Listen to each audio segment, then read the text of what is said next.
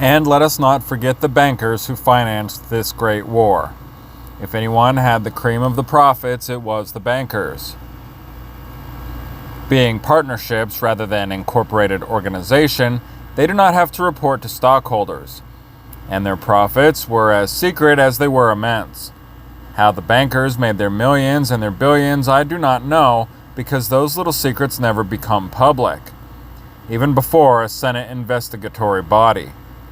But here's how some of the other patriotic industrialists and speculators chiseled their way into war profits.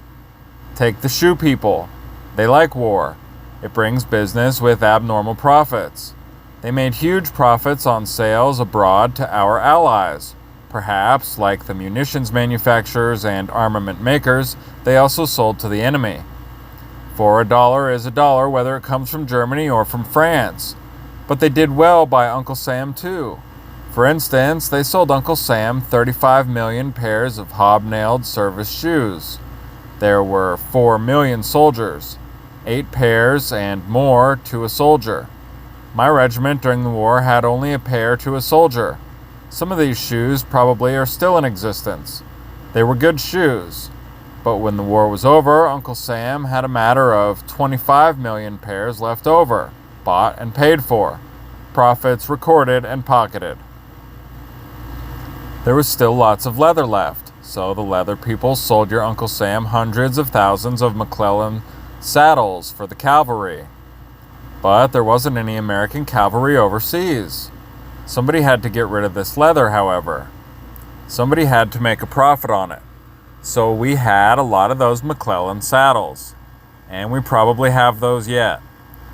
Also, somebody had a lot of mosquito netting. They sold your Uncle Sam 20 million mosquito nets for the use of the soldiers overseas.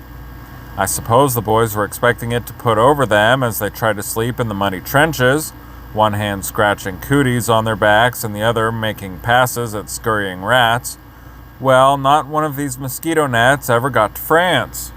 Anyhow, these thoughtful manufacturers wanted to make sure that no soldier would be without his mosquito net, so 40 million additional yards of mosquito netting were sold to Uncle Sam. There were pretty good profits in mosquito netting in war days, even if there were no mosquitoes in France. I suppose if the war had lasted just a little longer, the enterprising mosquito netting manufacturers would have sold your Uncle Sam a couple of consignments of mosquitoes to plant in France so that more mosquito netting would be in order. Airplane and engine manufacturers felt they too should get their just profits out of this war. Why not? Everybody else was getting theirs. So $1 billion, count them if you live long enough, was spent by Uncle Sam in building airplanes and airplane engines that never left the ground. Not one plane or motor, out of the $1 billion worth ordered, ever got into a battle in France. Just the same, the manufacturers made their little profit of 30, 100, or perhaps 300%. Undershirts for soldiers cost 14 cents to make, and Uncle Sam paid 30 cents to 40 cents each for them. A nice little profit for the undershirt manufacturer. And the stocking manufacturers, and the uniform manufacturers, and the cap manufacturers, and the steel helmet manufacturers all got theirs. Why, when the war was over, some 4 million sets of equipment, knapsacks, and the things that go to fill them, crammed warehouses on this side. Now they are being scrapped because the regulations have changed the contents. But the manufacturers collected their wartime profits on them, and they will do it all over again the next time. There were lots of brilliant ideas for profit making during the war. One very versatile patriot sold Uncle Sam 12 dozen 48-inch wrenches. Oh, they were very nice wrenches. The only trouble was that there was only one nut ever made that was large enough for these wrenches. That is the one that holds the turbines at Niagara Falls. Well, after Uncle Sam had bought them and the manufacturer had pocketed the profit, the wrenches were put on freight cars and shunted all around the United States in an effort to find a use for them. When the armistice was signed, it was indeed a sad blow to the wrench manufacturer.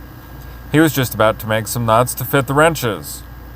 Then he planned to sell these, too, to your Uncle Sam. Still another had the brilliant idea that colonels shouldn't ride in automobiles, nor should they even ride horseback. One had probably seen a picture of Andy Jackson riding on a buckboard. Well, some 6,000 buckboards were sold to Uncle Sam for the use of colonels. Not one of them was used, but the buckboard manufacturer got his war profit. The shipbuilders felt they should come into some of it too. They built a lot of ships that made a lot of profit. More than $3 billion worth. Some of the ships were all right, but $635 million worth of them were made of wood and wouldn't float. The seams opened up and they sank. We paid for them though, and somebody pocketed the profits. It has been estimated by statisticians and economists and researchers that the war cost your Uncle Sam $52 billion. Of this sum, $39 billion was expended in the actual war period. This expenditure yielded $16 billion in profits. That is how the 21,000 billionaires and millionaires got that way. This $16 billion profit is not to be sneezed at. It is quite a tidy sum, and it went to a very few. The Senate, NYE, committee probe on the munitions industry and its wartime profits, despite its sensational disclosures, hardly has scratched the surface. Even so, it has had some effect. The State Department has been studying, for some time, methods of keeping out of war. The War Department suddenly decides it has a wonderful plan to spring.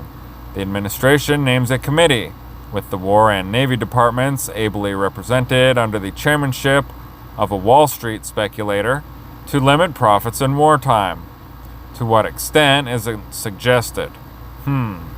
Possibly the profits of 300 and 600 and 1,600% of those who turned blood into gold in the war would be limited to some smaller figure.